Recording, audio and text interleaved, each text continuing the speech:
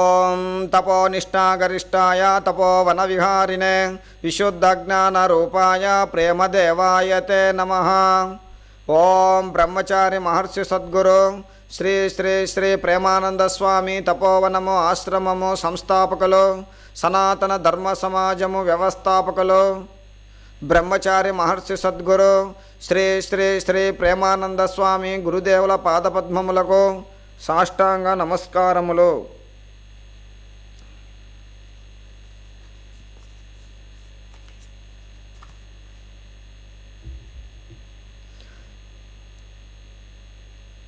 వైశాఖ పురాణము 18వ అధ్యాయము శ్రీహరి సేవ పుణ్యఫలము.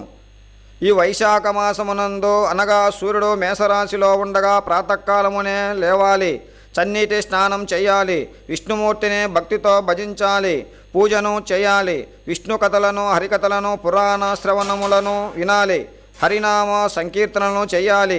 ఈ విధముగా శ్రీహరిని భక్తితో పూజించినచో వారి ఘోర పాపములన్నీ నశించిపోవును. ఉత్తమమైనది శ్రేష్టమైనది నగు వైకుంఠంలోక ప్రాప్తి నొందగలరు. తద్విరుద్ధముగా నడుచుకునివారు రౌరవాది నరకములను అనుభవింతురు, యమబాధలు పడుదురు. దీనికి ఉదాహరణముగా ఒక ఇతిహాసము వినండి. పూర్వము సత్యవ్రతుడు తపోవ్రతుడనే ఇద్దరు అన్నదమ్ములు కావేరి నదీ తీరమందున్న ఒక కుగ్రామంలో ఉండేవారు.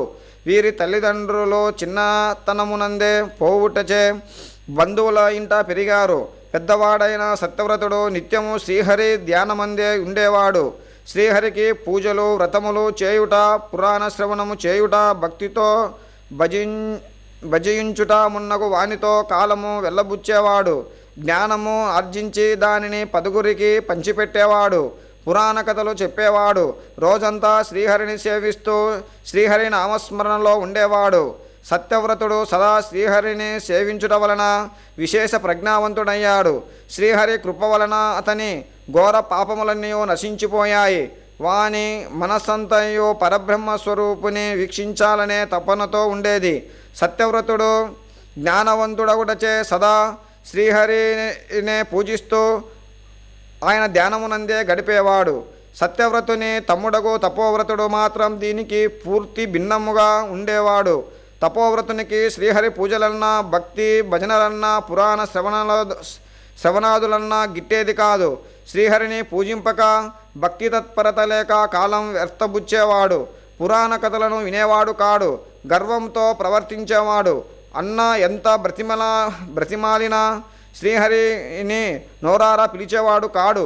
శ్రీహరిని సేవించని తపోవ్రతునికి అంతుబట్టని రోగము వచ్చింది. శ్రీహరి కృపలేని తపోవ్రతుడు ఆ రోగముతోనే తీసుకొని మరణించాడు. శ్రీహరి పట్ల భక్తి లేని వాడవుట వల్లను, దాన ధర్మముల పట్ల విముఖత చూపినందువల్లను, పాపకృత్యములు చేసి గర్వంతో సంచరించుట వలనను మరణించిన పిదప తపోవ్రతుడు ఒక చెవులు లేని పిశాచి జన్మనెత్తాడు. ఆ పిశాచ రూపముతో ఉన్న తపోవ్రతుడు అరణ్యములో తిరుగుతూ అజీర్ణ రోగముతో బాధపడుతూ తిండి తినక కృంగి కృషించిపోసాగాడు. సత్యవ్రతుడొకనాడు పుణ్యతీర్థ సందర్శనములను గావించుకొనుచు పురాణములను చెబుతూ భక్తితో శ్రీహరి భజనలు చేస్తూ కనపడిన వారందరినీ శ్రీహరి సేవలో మునుగునట్లు చేయుచు విష్ణు పురాణముల ఇతరులకు బోధించుచు హరికథలను చెబుతూ వస్తూ అడవి మార్గములో ప్రవేశించాడు.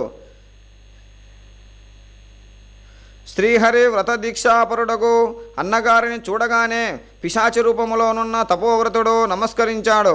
అంతటా సత్యవ్రతుడు ఆ పిశాచమును చూచి, ఎవ్వరవు నీవు? నీకీ పిశాచ రూపమేలా దాపురించింది?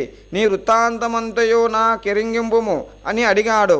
అంతటా పిశాచ రూపములోనున్న తమ్ముడకు తపోవ్రతుడు సిగ్గుపడి వినయముతో, అన్నా, నేను తపోవ్రతుణ్ణి, నీ తమ్ముణ్ణి. నా దుష్ట చరిత్రంతయు నీకు తెలుసు కదా. కన్ను మిన్నుగానక గర్విష్ఠినై చరించాను. పెద్దవాడివైన నీ మాటలను హితబోధలను లక్ష్య పెట్టక దుర్మార్గుడనై చరించాను. ఒక్క క్షణమైనను శ్రీహరిని ధ్యానింపక నీచ నికృష్ట బతుకుతో జీవించాను. శ్రీహరికిష్టమగు స్నాన పానాదులను చేయలేదు. జలదానం ఇవ్వలేదు. పైగా అలా చేసిన వారిని ఎగతాళి చేసి పాపము మూటగట్టుకున్నాను. నేను చేసిన పాపకృత్యముల వల్ల మరణించిన పిదప నాకీ చెవులు లేని పిశాచ రూపము దాపురించినది. ఏనాడు అన్నదానము చేయని పాపము వలన నాకు అజీర్ణ రోగము కూడా సంక్రమించింది. తిండి తినలేక కృంగి కుషించిపోతున్నాను. తిండి తినుటకు నోచుకోలేదు. రోజు రోజుకు క్షీణించిపోతున్నాను. నేడు నీ దర్శన భాగ్యముచే నాకు విముక్తి కలుగునేమో అని ఆశతో ఉన్నాను. ఇంతకాలానికి నా అదృష్టము కొద్దీ నీవు కనిపించావు. అన్నా, నన్ను కనుకరించి కడు తీర్చుము అంటూ ప్రాధేయపడ్డాడు.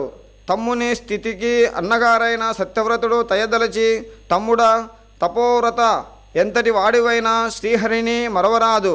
ఈ సమస్త చరాచర జీవకోటికి ఆయనే కర్త. ఆ శ్రీహరి వల్లనే సర్వజీవులు పుట్టుచు గిట్టుచున్నవి. ఆయన 14 భువన భాండములను తన కుక్షిలో ఇముడ్చుకున్న సృష్టికర్త. కావున నీవు శ్రీహరిని ధ్యానింపుము, నీకు విముక్తి కలుగగలదు అని చెప్పి తాను కమండలము ద్వారా తెచ్చుకుంటున్న గంగాజలమును అతని శిరస్సుపై చల్లెను.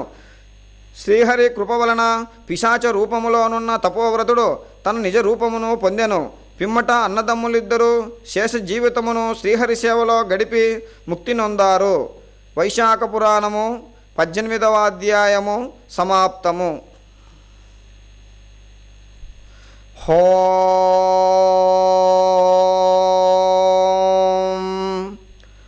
ఓం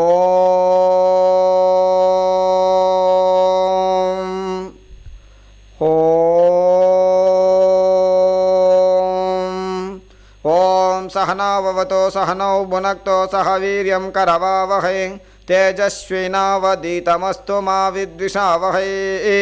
ఓం శాంతి శాంతి శాంతి.